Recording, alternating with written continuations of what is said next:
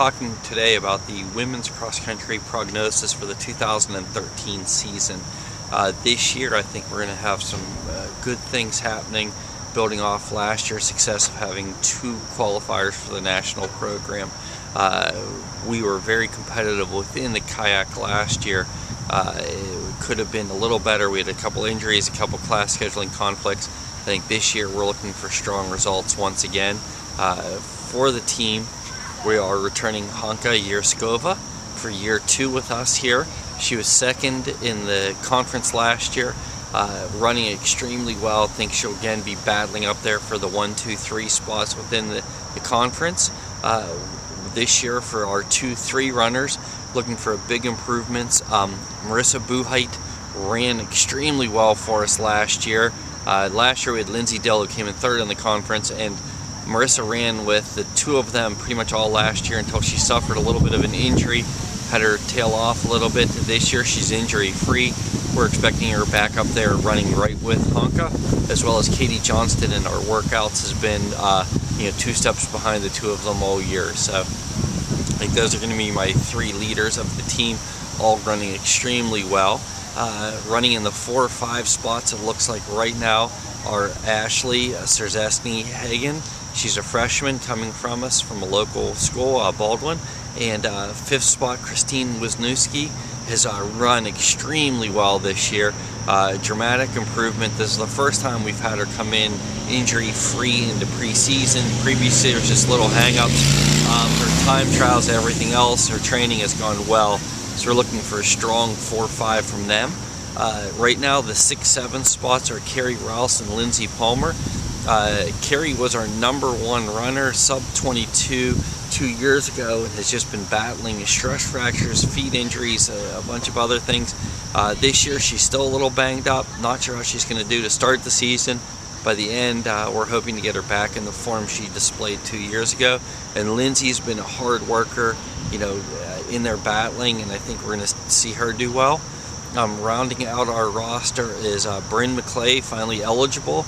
Again, I think Bryn can take the next step up, as well as Crusher Lesnar and Crean Jasmine. I think that's our women's roster. All are working hard. Preseason, didn't miss any workouts, staying injury-free so far, so we're looking good. This year, for both teams, men's and women's, we came up with a little bit different training method to keep us hopefully a little more injury-free that we've been battling recently.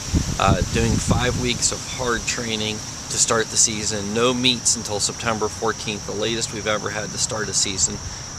So far it's worked extremely well. Both teams logging a lot of miles, a lot of hard workouts, doing well, and I think that's going to really help us in the future down the road. It may not have shown our results to start in the season, but I think at the end of the season, when it counts, we're really going to see that pay off. For the men's side, we are looking a strong 5 deep here.